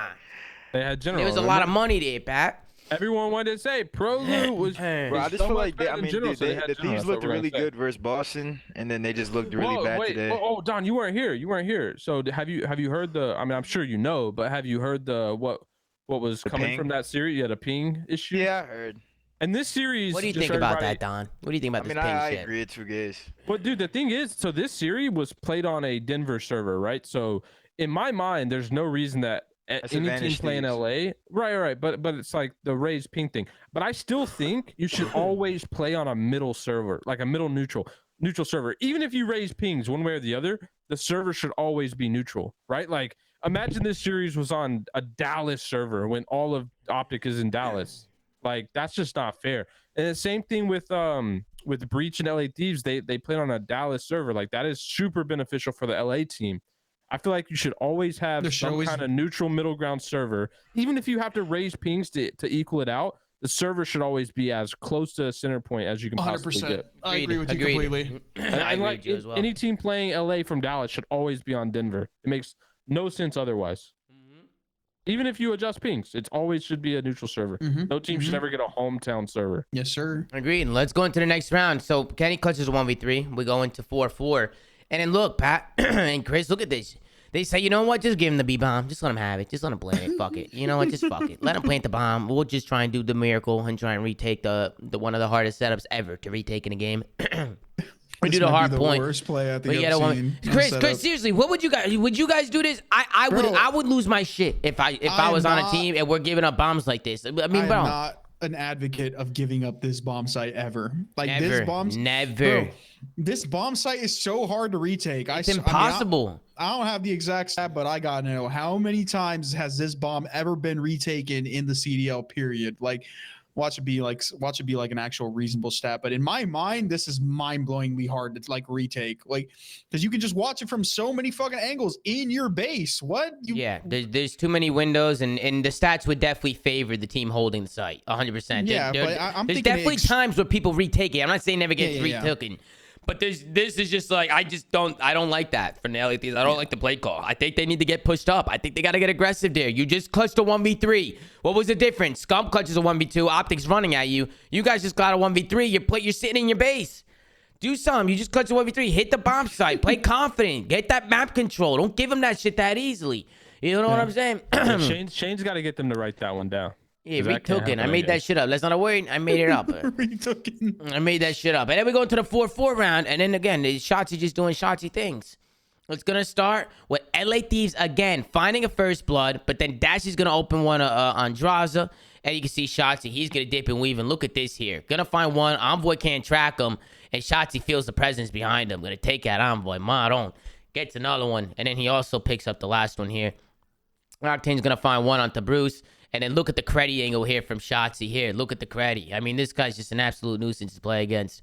And they're going to go up 2-0. Shotzi's going to tag him up. He's going to come behind Octane just like that. Bada bing, bada boom. How you doing? Take a look at the final scoreboard. Shotzi 12-6, 10-7 out of Big Brucey. Polo and Scump doing what they got to do on the other side. 9-8 from Draws. Everybody else negative or even. Kenny even at 7-7. So... I definitely thought Optic played that S&D a little bit better. A few play calls that came in that I just didn't really like. But Hey Tom, real quick, don't want to interrupt you, but No, Clayster go ahead, please. is a challenger champion. for the first wow, time. he's a challenger champion, ladies and gentlemen. Ooh. He came back and beat him. You know what's crazy too? Look at this guy. Look at this guy, man. You throw him to the wolves and he'll come What back the hell is leading that? the pack. Who the hell hosted that? Who the hell is that? And then Clay. Look at Clay, man. Clap it up from my man Clayster, ladies and gentlemen. Clap it up. Look at him go. I'm sure the chat is lighting him up and letting him know. We got to get some energy in there. Go spam some W's for Clay. Listen, man, challenges is not easy, Chris. We've talked about this. Yeah, dude, I said that shit. I'm like, bro, he's in hell right now. Oh, seriously. Seriously, challenges is no walk in the park. There's a lot of good players down there, and especially with the pings and the internet and this and that. And the hacking, who the fuck knows? People could be hacking down there. Listen, when I was down there and I was winning, bro, everyone was like, it's just challengers, man. And now all these challenger people, they come up into the pro league and they're whooping y'all asses. That's all I'm saying. I mean, to be fair, even when you were in challengers, I was saying the same shit. I was saying this. Let's yeah, no, I know. There's it's not like a challenger team came in and whooped anyone's ass. Yeah, we know. As we saw at the pro-am. Like, yes, when a challenger player joins a professional team, there's no doubt that they're gonna be just as good. But I'm saying you're as a pro, like, okay, so Clay or just like even when I was in there, we're in the same scenario where it's like, okay, we're not on a structured team either. Like I can sit there and try to play as structured as I want. Clay's probably doing the same thing, but like you have to adjust. Like it's hard. It's literally Spart, Fellow, and Clay. That's 3 professional Call of Duty players that there has been multiple teams that have been formulated with pro teams. For example, Zinni's team in challengers last year that did not look good. Like, what about Decimate's team? Decimate, Insight. Insight wasn't Sid? pro at the time. Insight was to Toronto. Insight was not a pro. Sib was not a pro. They are challenger players that came up and became pros. I'm not having this argument. Like, I think you're gassing it, bro. I have the whole challenger history book in my fucking but arsenal, you're still bro. gassing it. Like, if you're a good player, you're still gonna be able to come into the pro league and join a pro team and be good. Like. Well, yeah, no shit, but like you don't know these people are good players until they show out in challengers or what? Anyways, fuck this argument. Let's go. Yeah, regardless, let's get right back into it. The first round, LATs couldn't even get close to the B point. Optic just did a great job just constantly flooding through B and just picking up kills. They were just winning all their fights. LATs couldn't get close. They weren't able to get any ticks. And then, Don, I wanted to ask you, since you play, I feel like breakoffs on Berlin are kind of mind games, kind of head games a little bit. Yeah. What do you think? Because Optic have such a good breakoff here on this offense that they just get 2 ticks right away. They're pretty much calling game right off the rip. I feel like you have to just 4-stack B, bro. Like, there's just nothing else to it. Like, it's gridlock. Just 4-stack B, maybe 3 at least. Like, just stay alive at B. Just hold the iron and just sweat it out. Look at the plays. They're gonna get A. They're gonna get A eventually, anyways. Just I don't know. I feel like people are just trying to like win like in a dominant fashion, like not let them get A, not let them get a. You know what I'm saying? Yeah, and what's crazy too is LA Thieves is the one pushing. They're on the defense. They're the ones going roll. Look at number 4. That's gonna be Envoy. He's gonna go right for that flank, and they're gonna be watching it. Prolut's taking looking at it. Optic slow played it. They held their lanes. They played some corners, and they let LA Thieves come to them. So. Really good plays from Optic. Just a little heads-up play. They kind of slow play, let the gunfights come to them, and they get a clean wipe.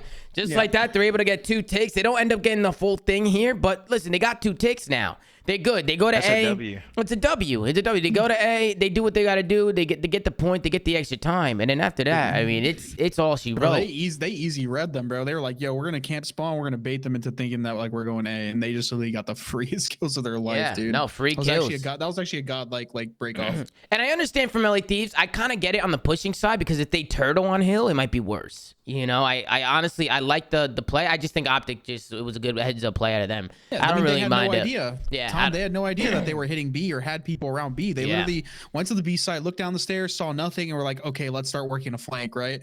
And they just got caught with their pants down. Yep. And then we could kind of see how Optic was able to get in here. It's just gonna start with them just flooding through the front. I think they do a really good job picking up their pinches. It's gonna start with number 3. He's gonna try and work a pinch.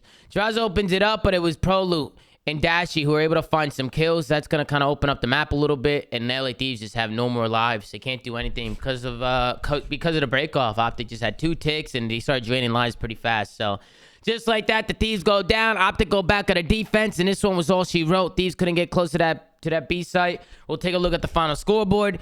We got Proloot, 24-17. Yesterday, they were calling for him to get dropped to bring Illy back. But now he's doing what he does. Proloot's been great, guys. He's been fantastic for these guys. And I think it was ridiculous that people were calling for his head yesterday. I thought that was fucking insane. What do you guys think? Everyone on Optic played bad that series versus New York. Everybody. Shots, he had a .4 the first 2 maps. Besides like Dashy statistically, but like Bro, you're not gonna win with your best players playing like that. And anybody that blame Prolu where it says they need elite structure, bro, shut up, bro. Like, I agree. I thought it was ridiculous that people were saying that. Motherfuckers can't just be like, yo, we got outplayed, we played bad, GG's. Yo, Envoy got cooked in this series, bro. I don't think we talked about that, but he went neg 25, like absolutely smoked. Envoy did? Yeah. Yeah, I mean, listen, remember what he did yesterday? Yesterday he was untouchable. You know, I just feel like a lot of players they have these ups and downs, and it could be the game, it could be a little, you know, inconsistencies, it could be a lot of things. I think it's everything put together. I mean, look, even Shotzi had a 0.4 first 2 maps yesterday. He had a 1 in 10 in S&D, fucking double neg in the hard point. Look what he did today. We know why that was. Yeah, Today, Crim 6 and shit. Yeah, Crim 6 and Fat Man in the fucking Batman suit. But let's go in and see what Shotzi said in the post-game interview. Hey, and let's see. And we also got Clayster, who's going to be joining us after this interview. Let's tune in for Shotzi. Shotzi, I have to ask you this, man. User joined your What channel. overcame you, map Clay number with 1? an interview. Wild, bro. Like, was it that easy? Well, I had a bad start or a bad series yesterday, so I definitely wanted to make up for it. And obviously, whenever I, went on that crazy streak, I was just feeling myself, and I carried the momentum the entire series. Shotzi, I want to ask you, yesterday, obviously not the best performance versus New York, coming in today with the same map set, trying to just go right back at it with the revenge. What was the discussion like after that series? What did you guys really want to fix and iron out today? Yeah, leading up to that, we had iffy practice, and obviously there's a lot of noise, Jesus, but whatever you practice, the matches are probably going to be ended up like where you're practicing is what I'm trying to say. So, honestly, I'm glad that we kind of lost just because like we didn't go into this major with the 5-0, acting like we were good and stuff like that. So we definitely needed reality check, and I'm glad that happened. But yeah, we definitely need to iron up some stuff, our fundamentals especially. So yeah. Sorry, we didn't mean to laugh. Prolo came up behind you. It was just like waving when you were giving us like such a serious, like, well, he doesn't even have his jersey on. Make sure you get on him about that. But I'm going to pull his belly here. Now, heading into Major 3, what is it that you as a player want to say to your fans, the competition, organization, heading into Major 3, looking as dominant as you guys are? Shout out the fans. I hope that you guys are going to be, loud for everyone, including us as always. I'm excited to go to Toronto. Apparently the Beaver Tail or something like that is the dessert to eat, so I'm excited to try that out. All right, Shotzi, thank you so much for the interview, man. Hey, we'll see you in Toronto. Yo, I was looking at Beaver Tails. Bro, they look really, really good, by the way. I don't know. Beaver Tails are fire. Yeah, they're fire, dude. They look you guys fire. Never had a beaver tail? Never, but I looked it up after he said that, and I was like, whoa, that looks good. Clay, hey, congratulations, you are the league champion. I got 4 rings now, bro. Let's go. You got 4 rings now. How does it feel? How does it feel, Clay?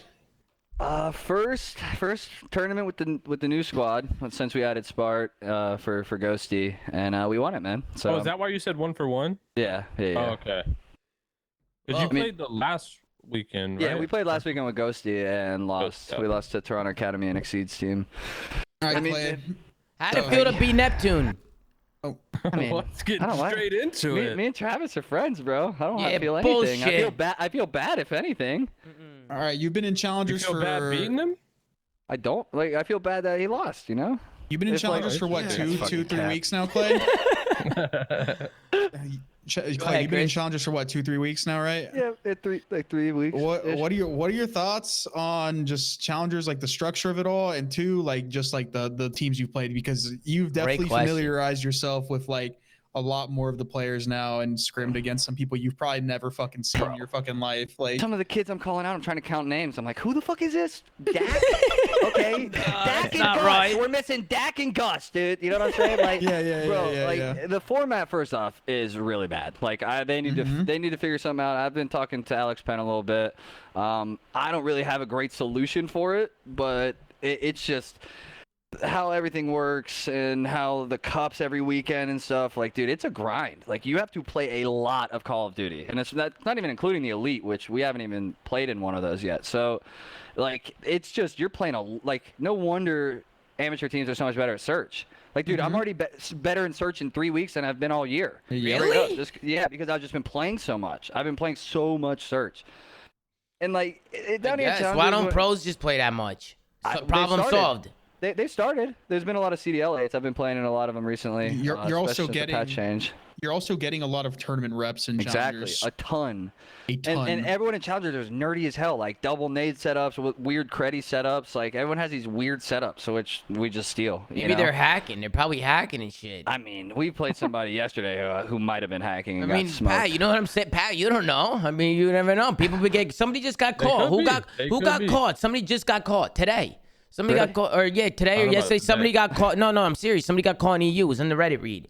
Somebody got caught in EU or something. Got caught hacking. He got caught blatant hacking. Dude, when it comes to the comp, bro, like there's two types of teams down here, bro, and there's a handful of like actual teams that are like your Toronto Academy, Assault's team, like there's some others too, but that play like a pro team should play. Like if with some structure. Yeah, like with structure and fundamentals, and like I can predict where they're gonna be at. They play like pros, because there's pros on those fucking teams, pretty much. You know what I'm saying? Yeah. And then you play other teams who are good, and I'm not saying any of these teams are bad. You play other teams who are like top 8 teams, and they just fucking hold W, and they just fly at you, and you'll make them one shot, and I'm like, surely this guy isn't gonna reach out, and he just reach outs, like. It's one of the other two teams, and dude, it's easier to play against the fundamental teams than it is to play against the fucking random teams, bro. Yep, I agree. I agree. It's absurd. It's fucking wild, dude. Yeah. No, I think the one thing though that's Clay, you'll back me up on this. And if you don't now, you will in a couple more weeks or maybe like months, whatever. Depends how long you're down there for.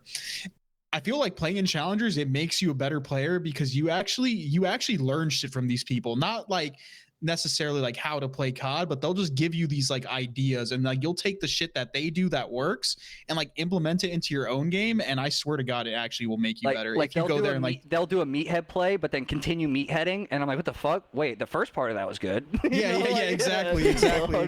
Yeah, dude. it definitely makes you. It'll make you a more versatile player, 100%. Because it's almost like a trial and error type of play style, right? Where you figure out things that you can do in a way, because you keep doing the same plays over and over again. You know what I'm saying? You got to be focused in Challengers, but you have to try so fucking hard. You have to try so hard. You go rogue so hard. You are getting hit by literally the most obscene shit, like different play styles, different players. You're playing so many different teams all in one day. It's like impossible to adjust. Like that round 11 Bocage versus Nep's team, they're on defense. They fucking busted out, did a bang out strat on us. One went A plat, one would low take, 2 came out the front. We were like, what the fuck? You're crazy. Man? Like, you think that's happening in the CDL, bro? Absolutely not. But Clay, be honest. Be honest. Somebody's getting blooded and fucking roasted. Yeah, somebody's getting cooked. Somebody's getting cooked for sure. But Clay, be honest. It probably feels good to win that shit. Oh, no, bro. I mean, if I'm down here and I'm playing this shit, I want to win it. Yeah, I'm not going to be happy losing down here. Like, even if our team isn't a greatly put together team, Tyler's still learning how to run a sub again, like... It's not like we expect to win everything, but it's nice to come out here and play well. How much money did you make from this win? I think it's 2K if you won, like total. Yeah, it's not much. It's 2K total? 500 each. Yo, what you guys spend on that, baby? You going out to dinner? What's up? So, yeah, Exposed came in my chat and gifted like 200 subs. I go, I want to tournament, boys. I'm out, bro. Challengers. Hell yeah, dude. Challengers outside of just like the elites and the like actual LAN events is like it's more so for like the content and practice. But like the reason those challenger tournaments feel so good to win is because you like every single week before those events, you're putting in all that work, all those scrim hours just for that, like mainly for that tournament. Like so like you're just grinding so hard. You're like, okay, we have a cup this weekend, put in hell hours, and it all like comes down to that like weekend. And like the competition is fucking fierce, bro. Like not only that, you play all fucking day, and then you wake up early as shit for the next day. Dude, I was up at 9:30 a.m. Bro, you're up hella early. You scrim before your matches on like any other pro team, and on top of that, you come out on Sunday most of the time playing a good ass team first match. Like dude. Challenger Cups are a fucking grind. Bro, it's a grueler, bro. It's a grueler down here. And honestly, it does make you a better player. Like, I went back, I was playing, like, I would play CDL8s, like, Respawn and S&D, and I swear the game is easier. Like, the players I'm playing against in those, like, pros, it's easier for me to play and do well in,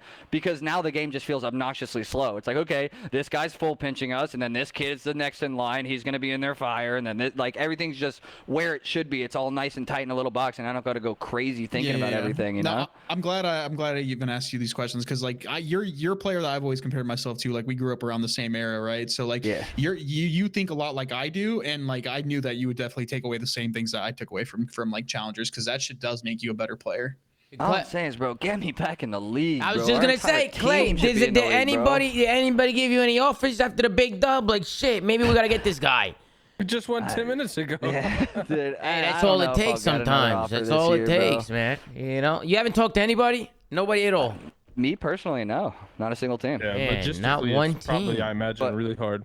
Yeah, I mean, it's super difficult with especially being a main. I've actually been flexing on this team. Like Chris is the one who kind of runs main. I've been running more sub, and I don't know. I just want to do whatever it takes to win, bro. I'm like obviously showing I'm here ready to work. We're gonna go to Toronto on this weekend and hopefully win that shit too. If we win that shit, I think just make it undeniable. Like our entire team deserves to be in the fucking league, you know? Yeah, no, 100%. I like the attitude, Clay. I like that you're not like settling. You know, you're just fucking doing what you gotta fucking do. Just go to fucking challenges, do whatever the fuck. I could have taken the paid yeah, vacation, you could have. bro. You could have. You could have been in a lot of other people would have done that, taking the paid vacation. Oh, bro. without a doubt. People don't want it. People don't want it as much as you do. And that's a fact. I love playing this shit, bro. I love playing COD. Like even with the game being the game, right? Like Vanguard's like one of the worst of all time.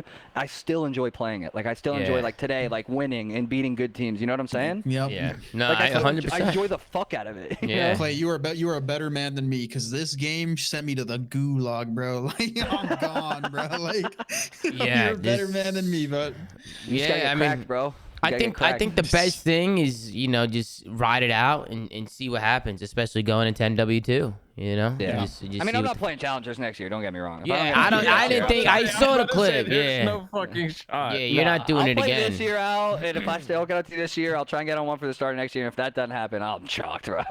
Shocked. And you also, I mean, like, obviously it sucks, but like in terms of like when you started, like starting, I feel like late into the year, because I mean, like challengers ends in what, like 2 months, 2.5 months. Like it's not like that much of time that you're. It's not a huge commitment. Yeah, so it's like you're just doing this because you still have it. And you'll see what happens at the end. Yeah, but if it was like if you were starting in November, bro, I truly believe you would have been done in like February at most. I was there for 2 years, bro. Clay, let me ask you something, A lot Clay. of it has to do with playing people I like to play with, bro, and like playing with Tyler, like who's one of my best friends in the scene, and then meeting Johnny, who's just like this 18-year-old kid who's in high school. He had a senior prom. He had a senior prom 3 days ago, dude. You kidding me? You gotta be fucking kidding me. I saw your tweet. Were you kidding? Is he legit 5'2"? I don't think he's 4'11". We troll him with that shit. He is short though. He's like, you know, Natto height, you know. Oh, he's a Natto height. He said Natto height. My bad, Natto. Fuck, bro. Fuck it. Clay, let me ask you something. If Paris offer you right now, you taking it? I don't know, dude. You taking it, bro? You like, taking it or what? I want to play at the major, so fuck yeah. Like if I could play major 3, sure, let's do it. Wait, but if they offered you, it said you got to run a sub in place of John. Couldn't do my man John like that. I took him off his role and off his team, dude. I mean, would you do it? Would you do it though? I think that's the only my bad, team that John. That's probably the only team that I probably wouldn't immediately sign for. Like I think any other team, if you put me on the team now, I'm getting them to champs regardless of where they're at. But like Paris, I don't know, bro. Well, I feel like every team outside of Paris is kind of close, right? In that running, that running is tight. Yeah, that's what I'm saying. It's like if I go to that team, I mean, like if it really came down to it, right?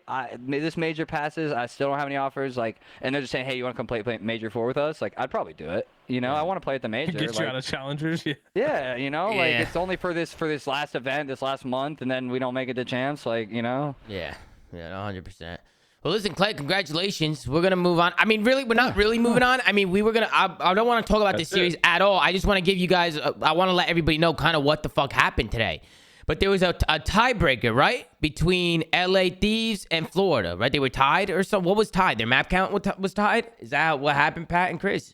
It was like 3 tiebreakers in a row, right? Yeah, like 3. I don't know. Their map count was tied. Their map count was tied, I think. Oh.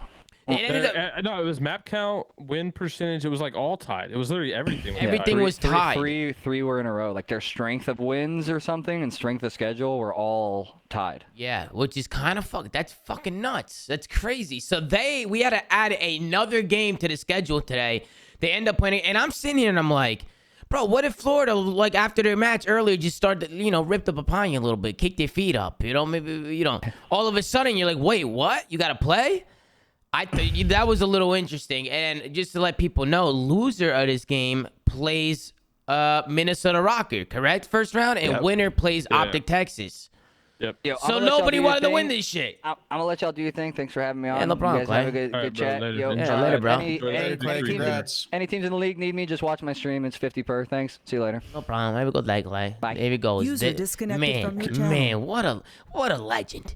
What an absolute legend. And Mr. Clayster himself. Winning the challenges like it's fucking no problem. Doing what he's got to do. Congratulations to Clay once again. But Chris, Pat, Don, you see this shit? The winner has to play Optic. I'm not watching a single map, Tom. Now let me ask the question. didn't. Do you think that they were throwing? Yes. It was fugazi. I don't listen. I'm not gonna say they were throwing, but they for sure did not give a fuck if they won or lost. That's a fact. Facts. Well, they didn't give a fuck, and I can That's tell true. you that one LA Thieves about the vetoes, right, Pat? You didn't. They picked their least good Thieves match. have never played Bocage. Never. They never played that shit. And that's Florida's one of their best maps. And then guess what? But We- J-Cap and then guess tweeted what? that it was practice for them. We It wasn't loaded. fucking practice. They're not fucking playing this map. They don't play this map. They vetoed it for the entire fucking year. What the But fuck? he had to practice it. They He had to got practice practice. it. They got scrims. What do you mean practice? You practice my fucking dick, bro. Like, what is that? Damn, son, They haven't played fucking. a single Bokich hardpoint this entire listen, year. Guys, And they're coming out nuts. with Tommy Also, guns. something to keep in mind. They Something bring to out keep that in Tommy mind. gun. Something to keep in mind, and we've never seen this. Kenny went plus 20 this series, so I think that's the leading indicator for me because he's been neg 20 in like every other real What series. the fuck? Yeah, Dave Patty was frying too. They were all frying. Everybody was doing their thing. we know Dave Patty's gonna be frying, bro. Trust. Listen, like, bro, No, he you didn't even fry. nah, It was Don, 78-74. I'm That's backing up his Dave Patty. Don, they be doing Dave Patty dirty, Don. They be doing him dirty, bro. Come on. He won him the map. He won a maps today. He's making plays today. Listen, we know he's went going 2-0, positive, bro. man. The Trust. biggest problem with Florida is they have 3 fucking ARs. I can't believe people don't see this shit. But they're gross at Bocage, and they had 2 Tommy guns on this map. Yeah, well, yeah, they got the 2 Tommy guns out. They got the 2 Tommy guns, and that's where I knew it was a troll. And as you're watching, I mean, everybody was making jokes. We're not gonna cover the series, Get to the guys. end, bro. Let's just look at the ending score because I think that also tells the tell. JP, the analyst for New York, tweet out that this was the lowest scoring hard point ever dating back to 2017. Because they weren't even getting on points. They weren't even getting on the points. Lower than that. Yeah, it's probably lower than that, or it probably is the actual lowest ever, but we can't confirm pre 2017. So. Yeah, I mean, it has to be the lowest ever because the game used to not even like end, you know? Yeah, or whatever. I mean, look at this. Look, it's 174 right now to 166. The game's about to end. You know what I'm saying? I saw Envoy pop a 3-piece and run away from the hill with 10 seconds on it still. He just ran off of it. He said, you know what? Fuck this Bro, shit. if you're using this map as practice, never play this map ever again like you continue to do through the entire series because Jesus fucking Christ. And look dude, at what I was LADs. watching. They're all laughing. Did they not just lose? They look like they won. They just lost. They just lost. Look at Florida. Tom, you gotta Florida's think. mad because they won. Look, they're all pissed off because they won. Look. You gotta think. In this series, losing is winning and winning is losing. That's the series. Bro, look at Florida. Look, they're so pissed off. Look, Vivian literally sighs after they win. Look, he sighs. Look, I told look, y'all to goes, get off the he hill, goes, man, what the fuck, bro? What the fuck are y'all doing? And look at this. Then they switch over to the Los Angeles Thieves. You got them laughing. Kenny's laughing. Envoy's laughing. He's like, Wait, bro, you this seen legitimately that? looks like teams that won and lost. Yeah, like the you opposite. seen it? Come on, bro. They did. They played the Rocker instead of Optic. They did win. You know, and then I'm pretty. Well, Florida went on the 3-0, right? Wait, Just Dave 3-0 went negative? He had to be trolling. Well, listen, guys, come on. What the fuck? All right, let's go to the CDL Intel. Apparently, they tweeted out the bracket. Where can I find the bracket? Who tweeted out the bracket? Right there. Right there. Boom. Here we go. Who do we got? Winners, we got Rocker versus... Go ahead, Pat. What, you got a problem?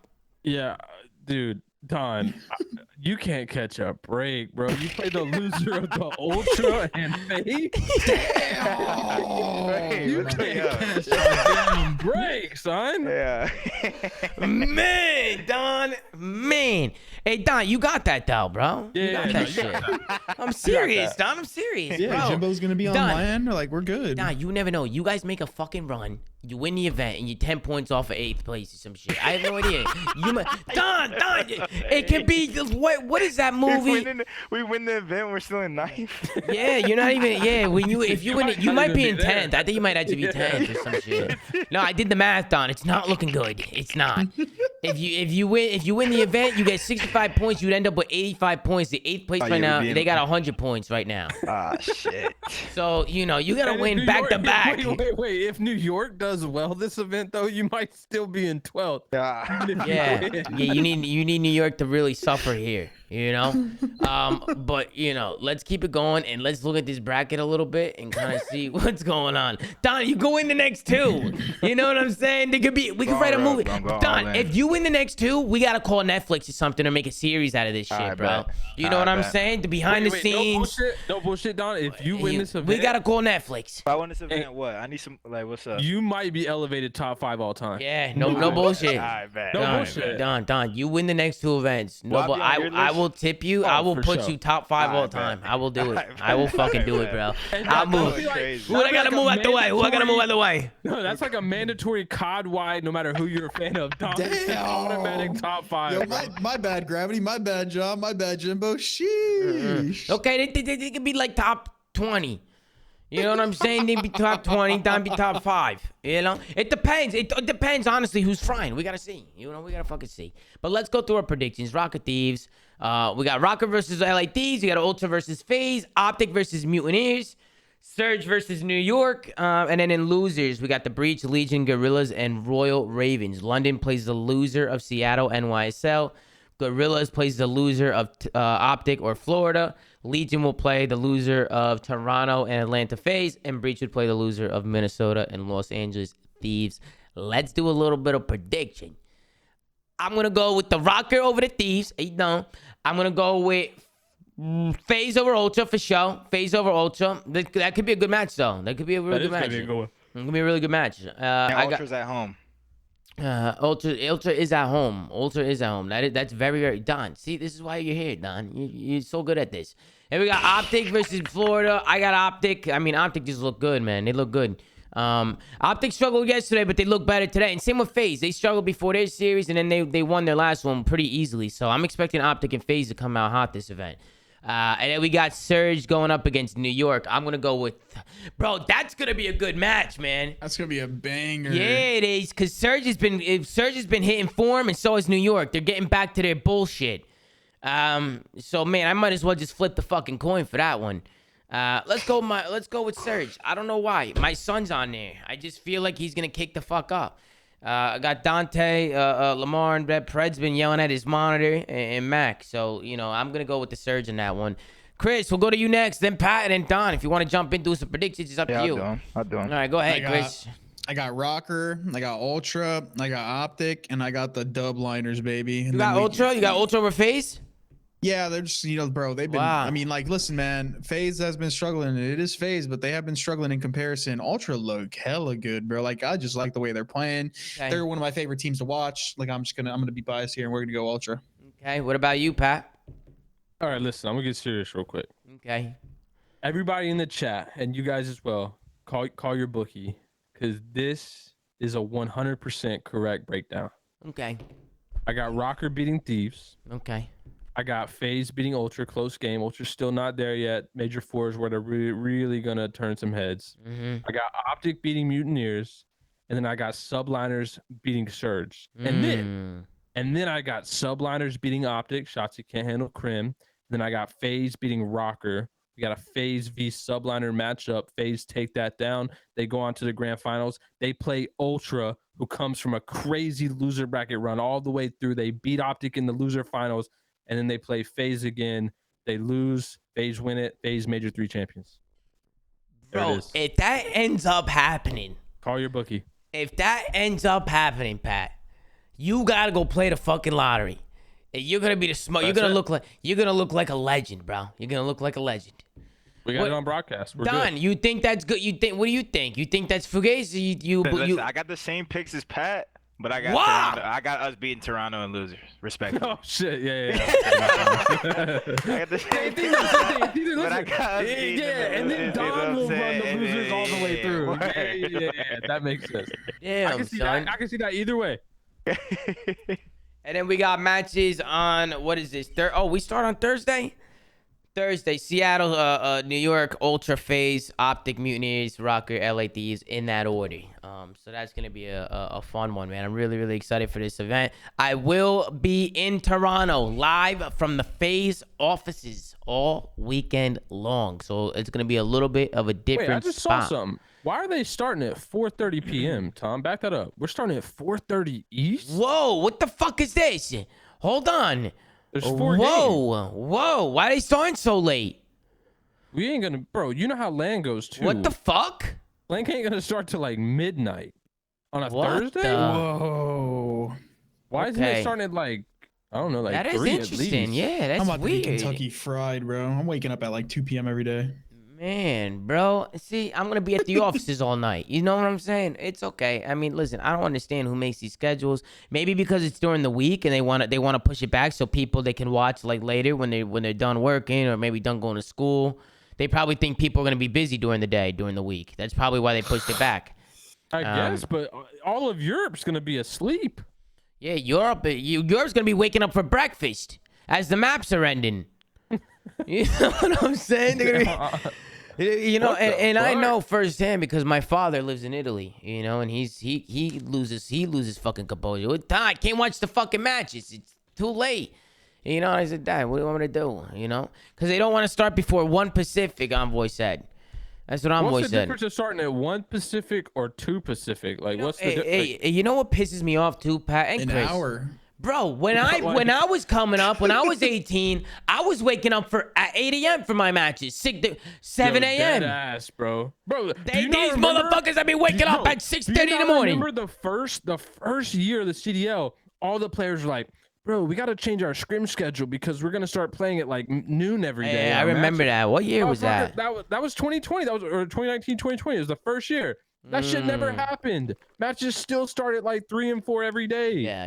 And we were scrimming at like, bro, I'm pretty sure. Yeah, our first scrim when I was in LA was dead ass at 11 a.m. 11 a.m. Our first scrim of the day. I was wiping crust out of my eyes. Yep, dude. I still remember the 10 a.m. dagger matches and losers bracket. You would wake up on like a Sunday or Saturday, like you would wake up on a Sunday and losers bracket at an event, play your match at 10 a.m., get sent, be twisted. You would get twisted for your match, right? And then you would get knocked out and you'd just be twisted all day. Like, what the hell? That's the worst feeling ever. I hadn't even had lunch and I'm scrimming. Listen, we got breaking news coming in. We got a clip coming in from the chat. Apparently, Inder is playing COD on a ringer. I have no idea. It says Illy in a ringer. Let's check it out and see. So, listen to it. All right, wait, let me see. Why would he just play his real account? Yeah, just listen to it. Watch. I don't know. What is going on? We want to do a generic left roof, right roof? Are they starting the game? I'm gonna go top third. I'm gonna like. That's Illy! It is Illy, bro! Wait. Go back. Shut the fuck up, guys. He talked. Go back. Go back. That was Illy, man. That was Illy. What the fuck? That was Illy. He's playing COD. We got him. We got him. Yeah. We got him, ladies and gentlemen. We got him. Something's not adding up, son. Something's not adding up, Pat. Something's not adding up. Man, what do you think it is, Don? You think he just can't stay off? He's got the itch. Off the game. Think he's got the fucking itch, maybe. Get off the game. Wait. Which name is his though? In that clip. I don't understand what the fuck's going on in the clip. To be honest with you, I don't know what's happening. Who is he listening to? He's not pretty.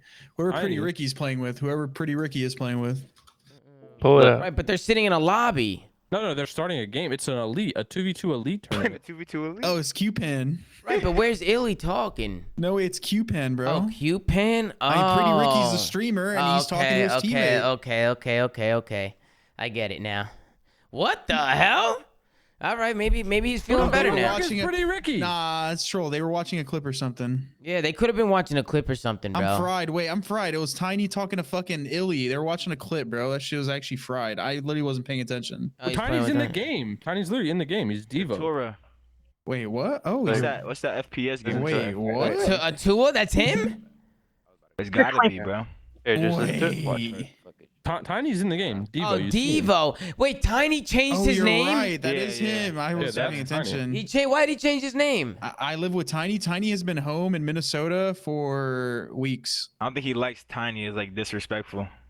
Why? That's kind of why. Okay. Wait, no way. Ender's playing Charles on a ringer, bro. He just can't stay off the game, bro. I mean, yeah, I guess it's what's going on. Wait, I mean, isn't that against the rules in the elite? Yo, whoever linked that, that's a forfeit right there. I'd be taking that all day. I mean, listen, what, the 2v2 elite? Nah, they're not gonna. But that's, bro, I feel like that's a good sign. No, if he's playing, I mean, he probably feels better. He probably feels better. Why is he on a ringer, not just his regular account? I don't know. Hide it. He's trying to hide it. He's trying to hide it and shit. From who? I don't know. He didn't do a good job hiding it. The guy's talking on a stream. The guy, it got leaked. Listen, I caught it, bro. I thought Illy would be back for Toronto. You never know. No, you think so? You think so, man? Bro, this guy's playing. You're telling me his thumb doesn't let him play COD in matches in a tournament? What is to the this? point where he What had is to step out the pro what am? is this So tweet he's from grinding Hector? S&D tournament? Honestly, he got caught red-handed, bro. Yo, I'm snitching. Nah, man. Yeah. Listen, something may add up. They had this whole thing written up about this thumb injury, but I don't know. Something may add up. just said on stream he isn't playing. Then how do you explain that? Hey, listen, I don't know what the fuck's going on anymore. I'm mind blown. I'm fucking mind blown, as Nameless would say.